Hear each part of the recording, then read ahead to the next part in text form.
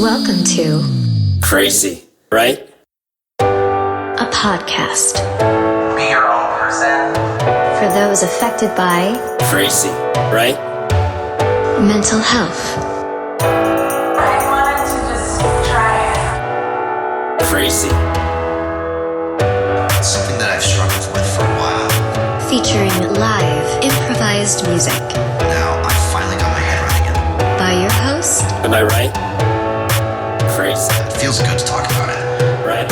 Crazy, right? Dave Asher. My guest today is Tatyana Frost. She is a writer and advocate for mental health and diversity in technology. She's currently working on her memoir about her experience with bipolar disorder. Tatyana, thanks for joining me here today. Let's connect and see what happens next. Tatyana, where did you grow up? Where are you from? I grew up in Newport, Rhode Island. So, right 5 minutes down from the beach. I was very lucky. And when you say you were very lucky, is that because you had beach access, or do you also feel like there was a larger sense of luckiness?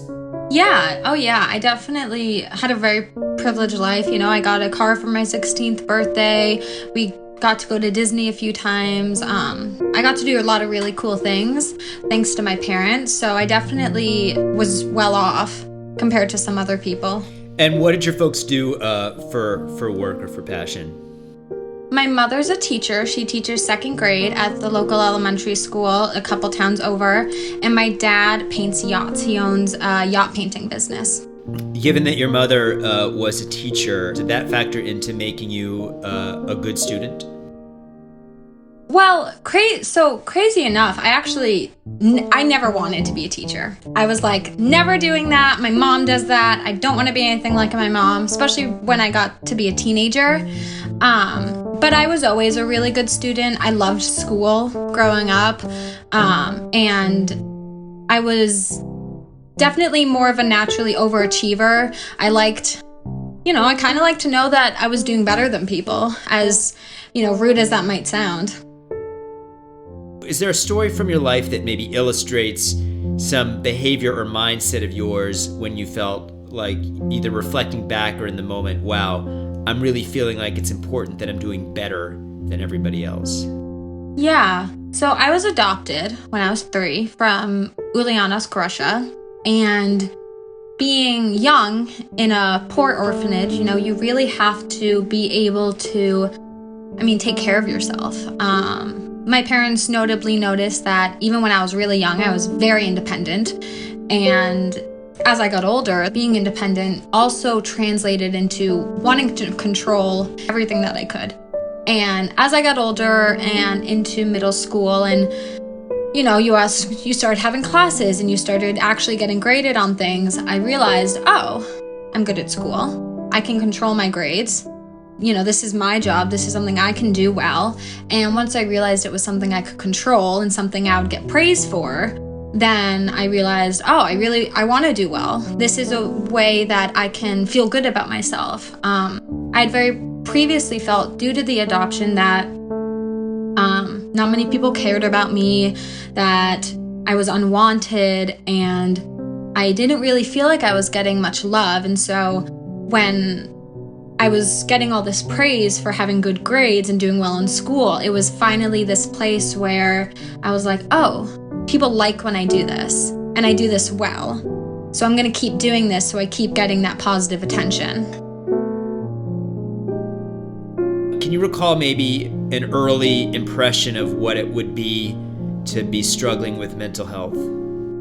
My family, my immediate family, so my parents more than anything, they didn't really talk about emotions or feelings. And there was no one in my life who I knew of that struggled with mental health. And so most of my interpretations of what somebody with, a scary mental illness looked like was from what I saw in movies and what I read in books. I didn't really know anybody in my personal life who really had a hard time or whatnot, but I definitely saw them almost as crazy. And I later, before I did work, saw myself that way too. could you reflect on maybe your first experience of through a lens of mental health, feeling not in control? I've kept a diary of my entire life since 5 and to now. And the earliest recorded that I talked about suicide actually was when I was 10. I don't remember it, but it's written down. I do remember, I think my first feelings of depression came when I was in 7th, 8th grade, like 13, 14 years old.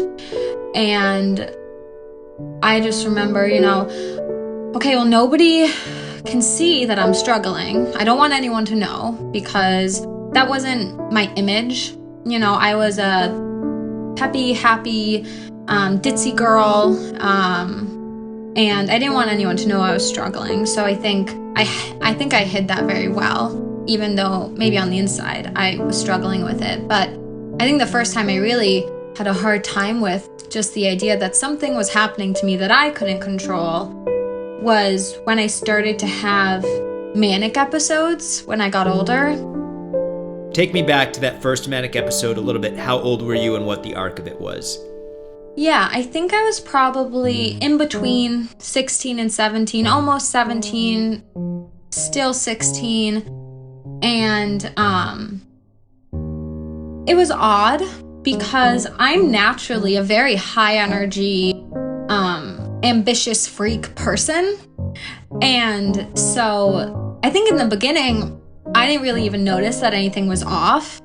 I sort of just saw it as I'm just being me. I am high energy. I do talk quickly. I do have a lot of ambitions and goals and thoughts and hopes. And so I didn't really see it as a problem. I was like, I'm just being me. But it was better because now I was being me. Plus, I was getting everything I wanted to get done for that week done in like a day, which was awesome. And I'm in high school. I have stuff to do. And so that was pretty exciting. But I believe it became a problem, and I think I noticed when it became a problem was not when I was manic. Because the problem with kind of my beginning stages of mania was that it just felt like I was being myself. It didn't feel different. And I think that similarity is what made it so difficult for me in the beginning.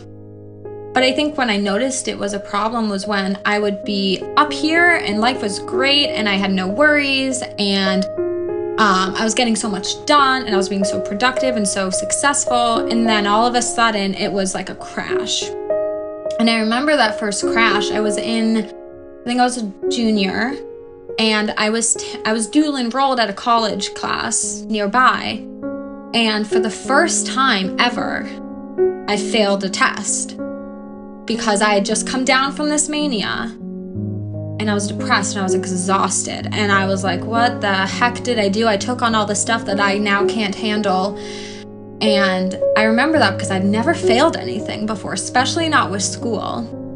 And that kind of sent a little, red flag to me. Like, well, why is this happening? I was so great just 2 seconds ago, And when you had that experience, initially that experience of, well, I'm finally me, was that new for you to be 16 years old and have an identity experience of like, oh, I am me? Well, I think part of it was that I'd always identified as being a high energy person. I identified as being an overachiever.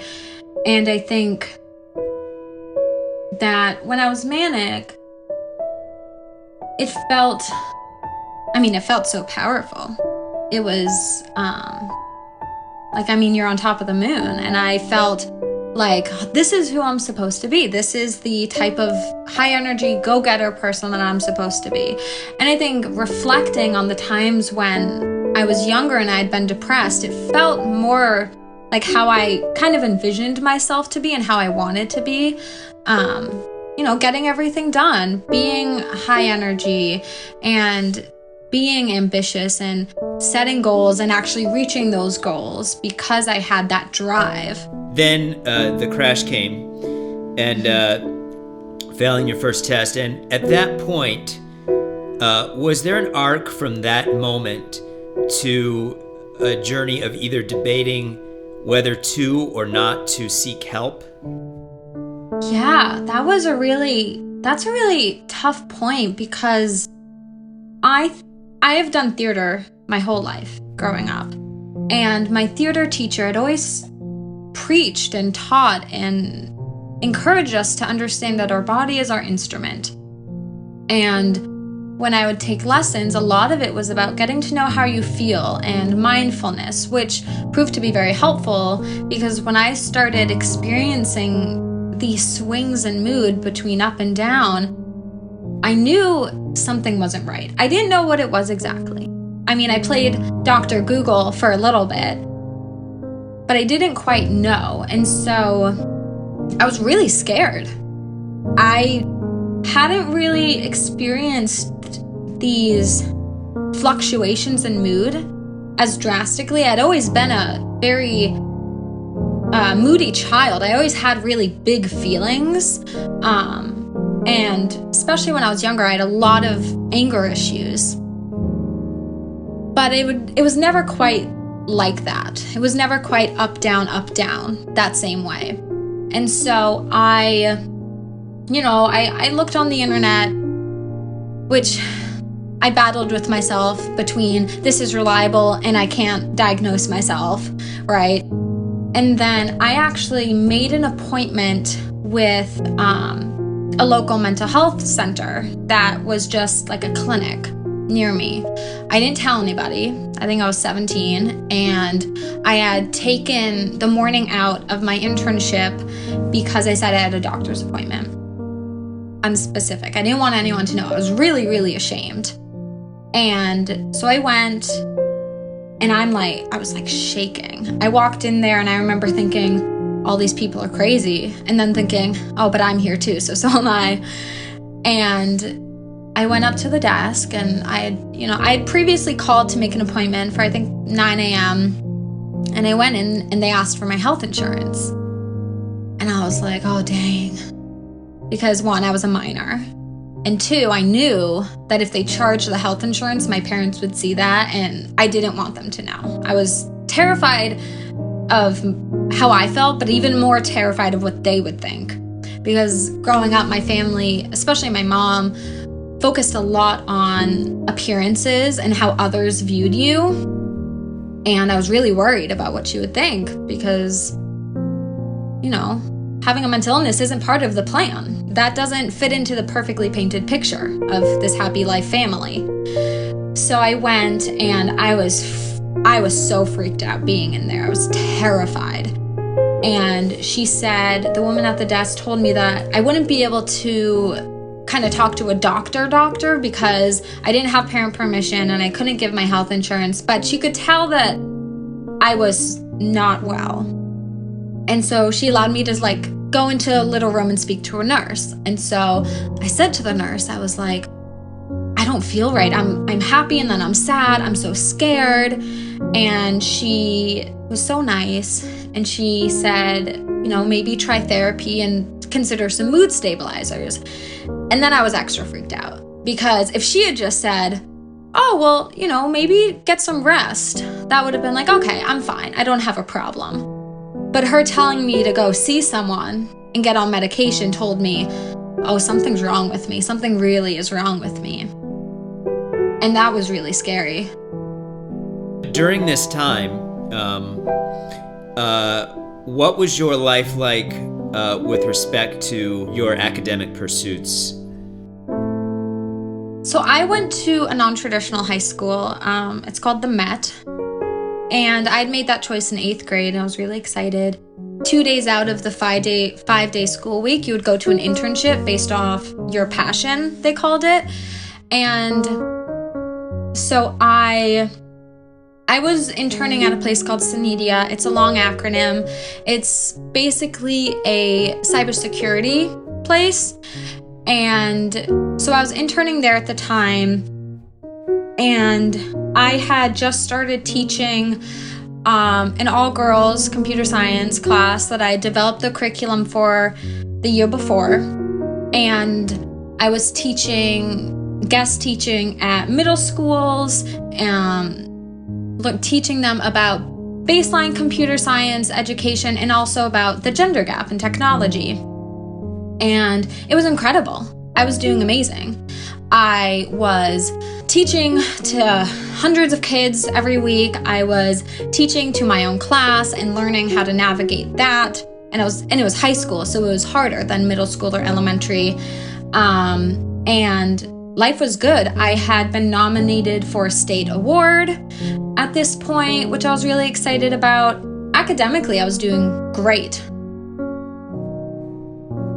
What happened right after you got that word that, maybe you should look into getting on a mood stabilizer, maybe you should start talking to somebody professional? What in your mind is the next part of your story right after that? So after that, I was more freaked out than I had been Googling anything, because that was another person basically confirming my fears. And at that point, I think I knew that I had to talk to my parents. Something I knew wasn't right. And so a couple weeks after that, I didn't tell them right away because I was afraid. I didn't know how to process it, and I needed that time for myself. And so a couple weeks later, I sat down with my mom one night, and I kind of told her, I said, I think I need therapy. I think something's not right. I don't feel right. And she responded with a lot of anger. Typically, anger is her first reaction to things that don't go her way. And so she responded with a lot of anger. She said, I'm just lonely. I'm a vegetarian. And so she also said, maybe your iron's just low.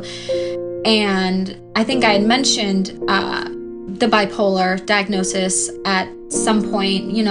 I probably said, I did some research. She mentioned mood stabilizers. This is what I think this means. And she said, bipolar is a real disorder. You're not bipolar. And it was so heartbreaking because of how dismissive it was. She told me how I felt.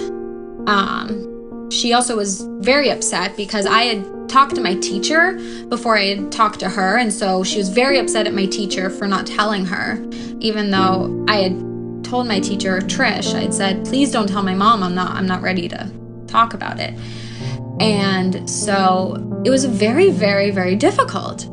I had a conversation with my mom, which I never have had before. It was very difficult for me to do because we didn't talk about feelings and all that stuff. And she basically dismissed it. She even, I think, threatened to take my car away because she was upset with me. And it was very hard. It was just awful. It was awful. I was coming to her asking for help, and she said no in more words. And was there a time, was there a next step in terms of you getting a psychiatrist's diagnosis and getting on meds for bipolar disorder? Yeah, after that had happened, I felt like, okay, well, I can't ask my parents for support. They're not going to help me. And so I went out to lunch with my aunt Kathy, she's a therapist. And I said, I think I need a therapist. How do I do that? So she directed me to Psychology Today. I ended up finding a therapist in my area, and I had talked to her on the phone. And, part of the problem was that I was still a minor. And so I needed that parent permission. And so I'd gone to her therapist's office, and I picked up the paperwork and I brought it home, and I said, hey, I found this therapist. All you have to do is sign the paperwork. And I'd said that to my mom, and that paperwork just sat on the counter. Nothing happened. She never signed it. And it just sat there. And I'd say, okay, have you signed it yet? And she was like, no, I haven't gotten to it yet. And it just sat there. And so I never ended up seeing that therapist. I ended up getting into therapy because I had a really, really hard day at school. I was having panic attacks. I was scared. And I finally got to a point I was like, I can't help myself. I don't know what to do. I'm not prepared for this. I need someone. And so I had started self-harming at this point, and I was very suicidal. And so I went to the guidance counselor at school, and I told her everything about how I was feeling, what had happened with my mom in the mental health center. And so she called my mom, and my mom left work to come to my high school and talk to her. And oh, my mom was so mad.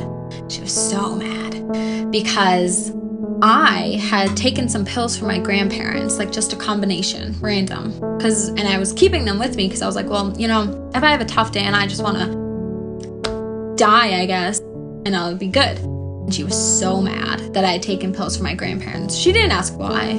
She didn't, but she was so mad. And so I think the school after that, I believe the guidance counselor set me up with a therapist that next day. And they gave me, I think, a week off of school because they wanted me to feel better. And so they're like, have a break. And so I started seeing that therapist the next day. And she's still currently my therapist, actually. I just saw her today. And when I told her everything, and my mom had told the therapist, she didn't make it sound severe. She was like, it's not a big deal. She's fine. And I'm here like, no, it's a big deal. I'm not okay. And so that's how I started seeing a therapist. I didn't get the support from my parents. My school actually put me in therapy, which I'm so grateful for. And so are you now currently on a mood stabilizer? Yep. So I'd been in therapy for several months, and during the summer before my senior year, I was just getting worse. Therapy was fine, but it wasn't enough. I wasn't on any meds. I think I might have been on Prozac for like a hot second because I'd gone to my pediatrician and been like, I don't feel right. And they gave me the depression screening that they are required to give. And I've always personally wondered why they don't screen for mania as well. That's okay. And so I think I was on Prozac for like a hot second. I don't remember much about that. But I think late June, maybe, before then maybe, I felt like I wasn't getting enough support. I felt like I wasn't getting better. I was still having these up and downs. I was going to talk therapy, but it just wasn't enough. And so I didn't tell anyone. And I drove myself to the emergency room one day after work. And I told the lady there, I said, I want to kill myself. And so she took me into the back room, and I was 17, so they had to call a parent. My mom was traveling to Florida with her sisters, and so my dad was the only one around, so they called my dad, which honestly was amazing. I still am really happy with how my dad reacted and responded in the situation. It was not stressful at all. It was more calming than anything. So I've always been really grateful for how he was there to be supportive during that. I ended up getting transitioned into a psychiatric hospital, and I was there for probably a little over a month. I did inpatient treatment and then I did outpatient, and I got my diagnosis of bipolar while I was there. They put me on, I think the first med I was on was Seroquel, and it was like 25. It was very, very low, and I slept all day. It just knocked me out. And I think since then I've jumped between a few different ones, but I'm back on Seroquel now, and I was in the mental hospital for a little over a month, and I ended up starting my senior year late because I was still in treatment. But then that senior year was, it was so different. I had to ask to use scissors at home. All the knives were locked up. All the scissors were locked up. Anything I could self-harm with was locked away. I didn't have access to any of it because I had self-harmed in the past. And I think they were worried about that. I had come out of treatment, but I think coming out of treatment's always a little scary. What was your relationship like with your peers? Were you sharing about your mental health on social media or with your friends at school? So, as tradition in my class, when you come back over summer break, you give like a little presentation of what did you do over summer break? And so I had come back late, and most of my summer was, intensive psychiatric treatment. Which is always fun to talk about over summer break. Like, what did you do? And I think, so when I had gotten my bipolar diagnosis, oh my God, I hated it so much. I couldn't even say the word bipolar for a long time. It made my guts twist and my heart drop. And my psychiatrist and outpatient had even mentioned right before my release date, maybe borderline personality. And that was even worse. I was like, oh my God, I can't have more than one. Can't have two. That's too much. And so I was feeling a lot of things, especially as I was coming out. And I was really scared going in senior year late because I was like, what if people ask questions? What if they were wondering why I wasn't there the first day of school? What am I going to tell them? I'm going to tell them I was on vacation? That's a lie. Do I want to lie? I can't lie. They're going to know. So I was going through all of these things like, what do I do? What do I do? And I think I got to a point where I realized there's no point in hiding behind a lie saying I went to Florida. There's no point because lies build up. And I didn't want to lie for the rest of my life. And so I ended up giving my presentation on my experience in the psychiatric hospital. I kept it very, very PG. I think I played it off as if it was super fun. I talked about the sensory room and how there is this chair that swings that you sit in, and I was like, it's awesome. Kind of like it was a vacation, even though it totally wasn't.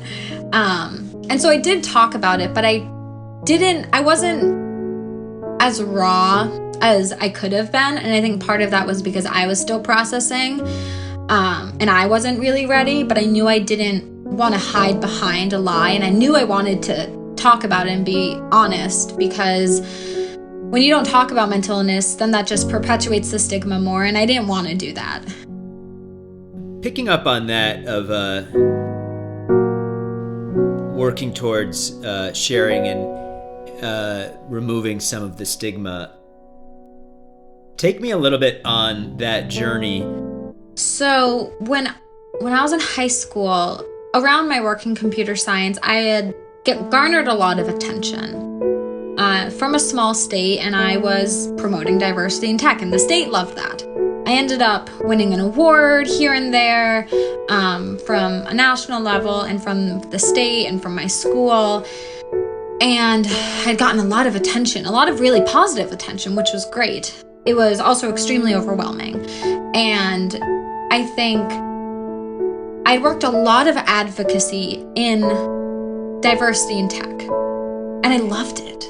I loved doing that. I loved being able to share my voice and educate and help break down, glass ceilings. In my senior year, I'd come out of the hospital. I was relearning how to live and do a lot of things. I was first time on meds, trying to manage my feelings and developing my coping skills and learning how to use them properly. And I was actually at the time also in art therapy once a week at the hospital that I had stayed at. And it was really empowering place to be because I was around a lot of people who understood and I could like be myself. I was also in another group therapy at home, and it was with an older bunch of people, but I love that too. And I think at one point I realized, as much as I love advocating for tech, and why am I not advocating for mental health? Because obviously that's something that really impacts me. And I think after I got my diagnosis and I started seeing this new world of people who are struggling with similar things, I wanted to be a part of that, and I wanted to be a part of breaking down that stigma. And so I had gotten the opportunity to work with an organization called Peace Love. They're based in Providence, and they work to use art therapies in mental health and help people with that. They've worked in prisons, they've worked in local communities, and I reached out because I found out that once a year they do what's called a storyteller event, and they have people from all places come and talk about mental health. And I wanted to do that so bad. I wanted to stand on stage and kind of talk about my experience. And so I emailed them and was like, this is my story. I'd really love to be a presenter at your event. And I ended up getting a slot, and it was amazing. I spoke at their storyteller event. I spoke about my experience with technology and the gender gap there. And I also spoke about my experience with mental health. And it was the most incredible thing. I got off stage and I went to the event afterwards where I got to mingle with the audience, and people came up to me and they were like, your story inspired me so much. And they told me their stories and how they related. And it was so amazing. I've seriously never experienced anything like that. And at that point I was like, I want to do this more. I want to help people more. I want to give my voice out to those more. And so I ended up going to college. I'm still in college, and I was a computer science major because that's what people expected me to do. And I didn't really put any extra thought into it. I was like, okay, this is what everyone sees me. This is kind of how I see myself. This is what I need to do. And then my first semester, before winter break, I was hospitalized again. I had just gone through a breakup, and it was extremely triggering for me. And I started self-harming. I realized, like, I'm not safe. I'm not going to be safe alone. I'm not going to be safe by myself. And so I was hospitalized again, and that was a much shorter stay. I think I did inpatient for a week and outpatient for a week. And I went back to campus for a couple of weeks, kind of let my professors know, hey, I think I need to do some incompletes for my classes. And over winter break, I had a lot of work I had to catch up on, which was very, very stressful. I just remember having a meltdown, like completing my computer science homework and just melting down, being so unhappy. And my parents came in and were like, what is the matter? And I'm like, I don't want to do this. I'm so unhappy. I'm miserable. And so they said to me, they're like, you can change majors. You don't have to do this. We're going to love you no matter what, which was so good to hear. It really was. And so my mom suggested, well, what about a psychology major? And I was like, I didn't think of that. Because when I was applying to colleges, all that was in my ear was computer science. So that's what I picked. I didn't even look at any other majors. And so going into my second semester, I ended up switching majors to psychology, which I think since then has even wanted me to advocate even more, since I've learned so much more and kind of been around a community of people like that. And you are now in the process of or completing a book about your experiences. Would you share a little bit about that? I love to write. I've always love to write. My first couple years in high school, I did journalism. And ever since I was a kid, I loved to tell stories. And it was always on my bucket list to write a book. I just hadn't ever gotten to it. And then in August, I made a very hard decision, and I moved out of my house, and I moved in with my aunt and uncle, which was very, very emotionally taxing for me and for my parents and for my aunt and uncle. There was so much I was trying to process with my family and myself. And so I just started word vomiting on a Google Doc.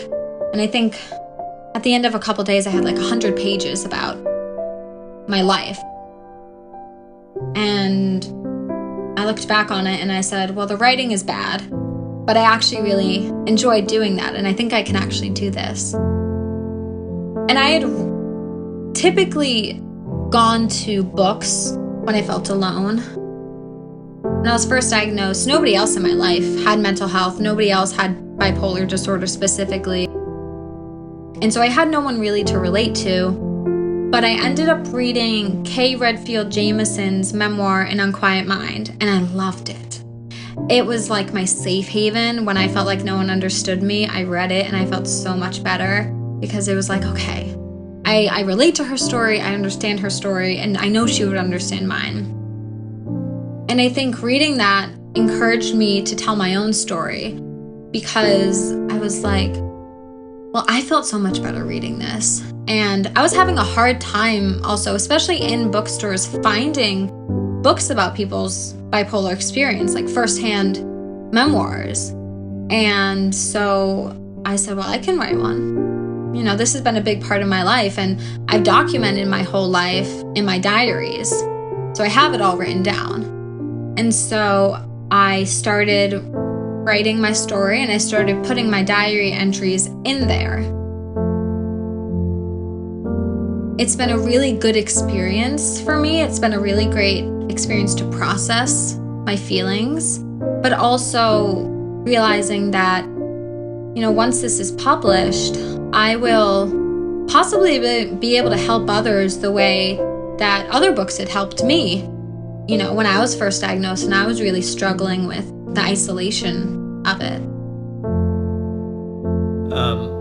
Do you have a plan for the release at this point?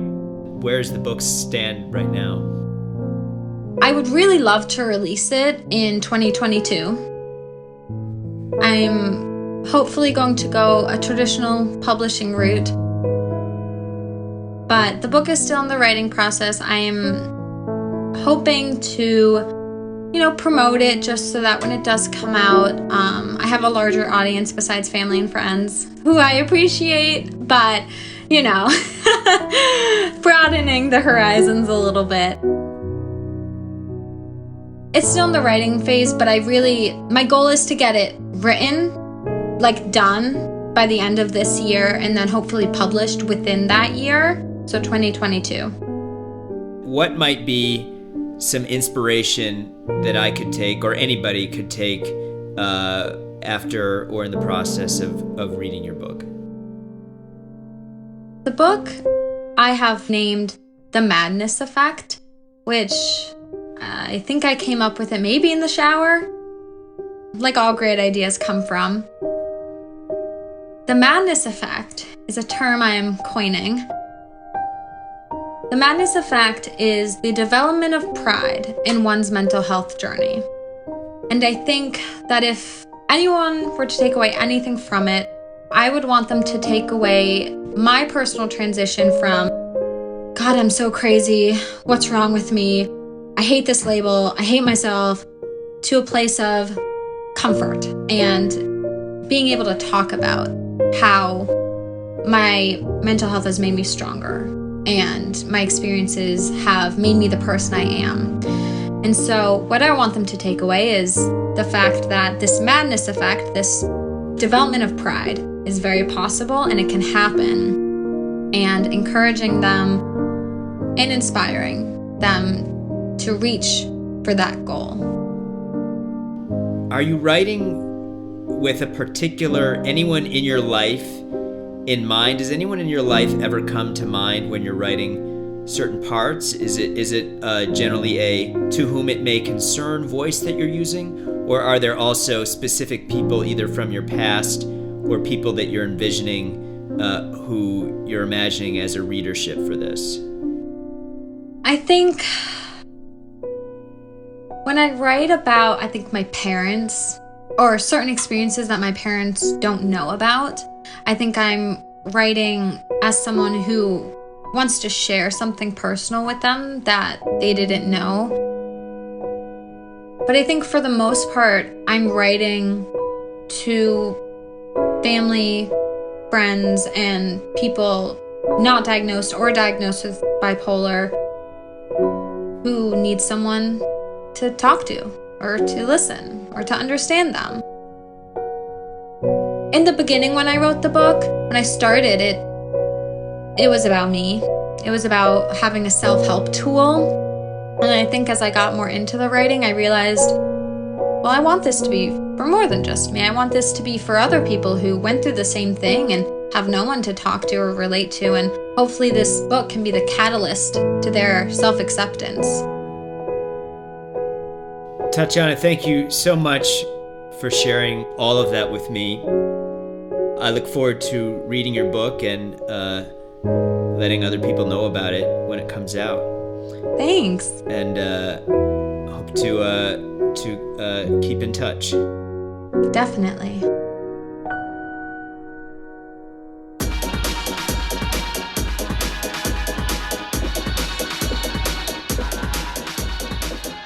Thank you again to Tatyana Frost.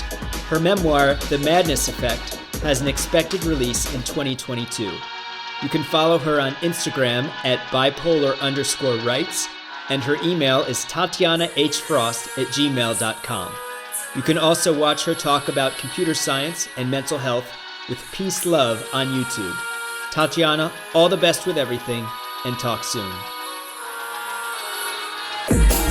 That wraps up this episode of Crazy, Right? You can follow me on Clubhouse at Dave Asher. Thank you so much for listening, and if you enjoyed this episode, please consider writing a review or rating this podcast. And of course, I would love it if you subscribe or share this project with someone you care about. I'm Dave Asher, and I'm glad to be here.